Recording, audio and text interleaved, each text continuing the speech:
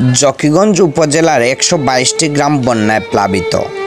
অনেকেই শেষ সম্বল বাড়িঘর ছেড়ে মাথাগোঁজার ঠাঁই নিয়েছেন আশ্রয় কেন্দ্রে, কিন্তু সেখানেও তাদের জীবন যুদ্ধে সমালোচনা আর দুর্ভোগ থেমে নেই।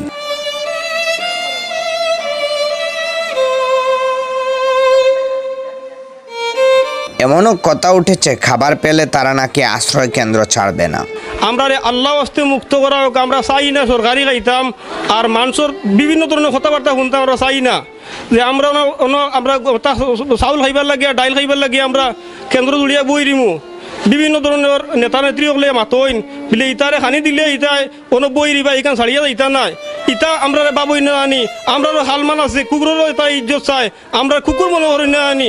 আমরা মানুষ আমরা চাই না ইটা থাকতাম। আমরা এই বেজ্জতি থেকে আমরা মুক্তি দেওয়া হোক। আপনারা বান দেখা সরকারও কিতা টেকা কিতা অভাব নি, আমরা শান্তি ধরলে 10 টাকা করে দিমু। আমরা 10 টাকা দিলে বান তুই দিব। আপনারা টেকা লাগি টেকা আপনি কিতা আপনারা এই বান খান আপনারা দিতে পারবা। ঈদ কয়টা গর্ত এগুলো বন্ধ গেলে তো আমরা মুক্তি পাইলাই। তো যাও, আমরা যত সময় পর্যন্ত বান না হয়েছে তত সময় পর্যন্ত আমরা জানো অশান্তি থাকবো। কোন সময় মেঘ হইবার, কোন সময় পানি আইব, দয়া করিয়া আপনারা সকলেই চেষ্টা গান করিয়া বানটা দিলা হয় আমরা মুক্তি দেখা। গণতান্ত্রিক রাষ্ট্রের জনগণই সরকার, ফলে জনগণ দুর্যোগে দুর্ভোগে পড়লে সহযোগিতা পাওয়া তার অধিকার।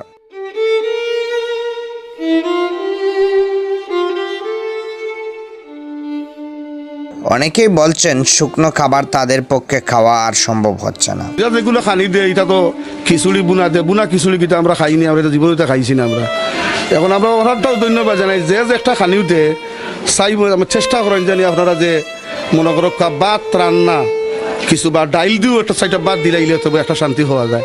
আর নইলে শুকনা খাবার একটু আমরা দিলে আমরা ব্যবস্থা করে নির্দায়িত্ব খাইলে ওটা সুবিধা ভালো আবার লইব। আমাদের উচিত আশ্রয় কেন্দ্রগুলোতে দুর্ভোগ লাগবে শুকনো খাবার না দিয়ে রান্না করা খাবার প্রদান করা। স্বপ্নের টিভি, আজাদুর রহমান।